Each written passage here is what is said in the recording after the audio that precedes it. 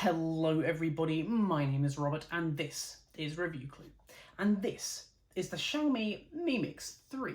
If you want to see an unboxing and first look at this phone, then that video will be up in the cards or in the description down below, so go ahead and check that video out.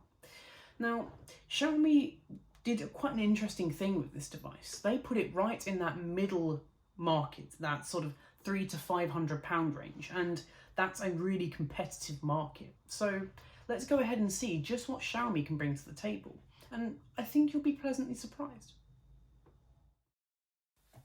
So straight away, let's talk design.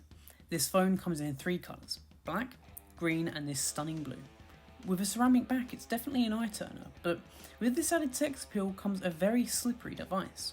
So I do advise chucking on that included case that still gives the phone a nice sense of style without making it bulky.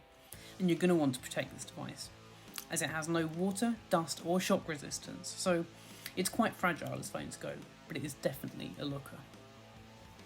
One of the biggest selling points of this device is that 93% screen to body ratio AMOLED display, 6.3 inches and a resolution of 1080 by 2340. Its very natural colour and contrast spectrum allows for a very true to life colour experience, especially when viewing photos and other media. Unfortunately, audio is not a strong point for this device, with that single bottom firing speaker. Though it doesn't distort, it certainly doesn't sound as good as the iPhone 11 or the OnePlus 7T, so the headphone jack is advisable, and through the included USB-C to 3.5mm jack, it's certainly less of an issue. The back of the device houses a fingerprint sensor, which is as lightning fast as ever and feels perfectly placed on this phone for where your fingers would naturally sit while holding the device. Unfortunately, there's no biometric face unlock here, just the standard Android face unlock, which is less than secure, so for now, I'd stick with that fingerprint sensor.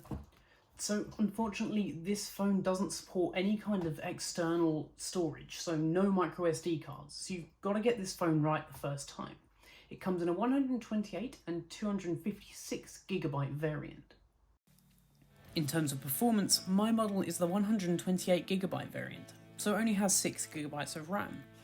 Accompany this with the Snapdragon 855 chip, this makes it feel like a very fast phone, with Geekbench scores trading blows with the likes of the Note 10 Plus and even the OnePlus 7 Pro, in terms of both single and multi-core performance scores.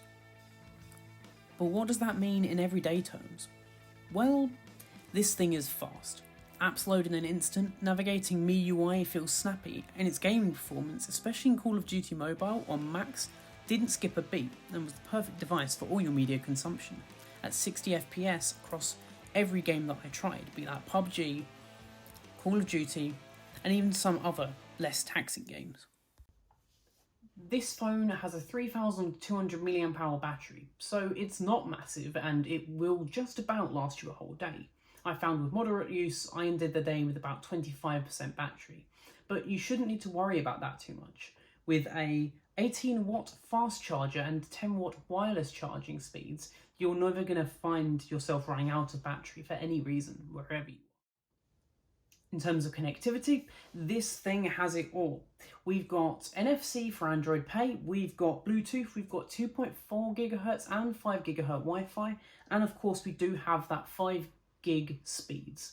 Now, I don't have 5G in my area, so I can't really test those speeds, but as soon as I do, I will be sure to do a follow-up video because I'm personally quite excited for 5G. Okay, I think I've left you in suspense long enough. The real reason this phone is a head turner is its sliding front cameras, where with just a slide down, the array of front-facing cameras are revealed. We have that 24MP camera and a 2MP depth camera to help with capturing the perfect depth selfies. And even in low light isn't an issue, as this even has an integrated flash, which is very rare for a front-facing camera. While we're on cameras, let's talk about those 2 back cameras. Each one is a 12MP, and though this doesn't seem that high, the image processing really helps to create some of the best looking images I've ever taken on an Android phone, be that in low light, well lit and even portrait. It could do 2x optical zoom, and anything else you start to lose quite a lot of quality. But what about video? That is, again, very good. With little image stabilisation, sometimes footage can be a little shaky, but a gimbal would sort this issue out quite quickly. Colour and macro images also look really great, so overall photos and video are incredible across the board. Finally, let's talk software. Out of the box we get Android 9, which is apparently going to be upgraded to 10 very soon. It's the standard MiUI affair. Great customization options, resource management and very little bloatware. But that home screen is missing the app drawer, so if that's something that you just can't live without, then you're going to have to go with a separate launcher here. What else do you get with the MiUI software? Well, you get an always-on display to show time and notifications, and there's some resource management going on here as well, and a security center. And I think most importantly is its pretty versatile theme engine, giving you a way to really make this phone feel like your own. Perhaps most interestingly though, of all the installed software is MiShare. MiShare is an app which allows for super fast file sharing to other devices through Bluetooth and Wi-Fi. It's a great little app for sharing a lot of information really quickly. As of writing, there is no Android 10 currently on this device, but it has been in beta for a while, and when it does come to MiUI 11, a lot of these little problems will have been fixed as well.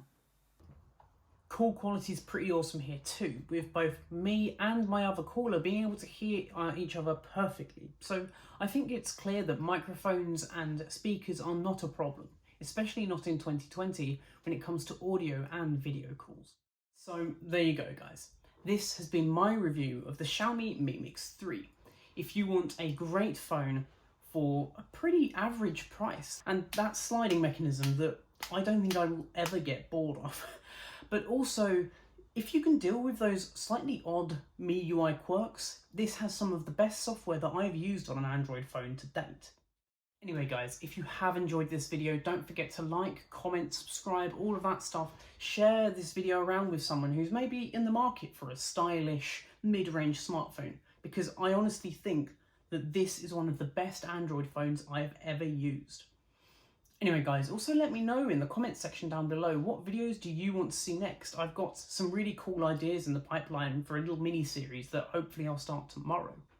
So, my name's been Robert, this has been Review Clue, and I will catch you in the next one. Adios.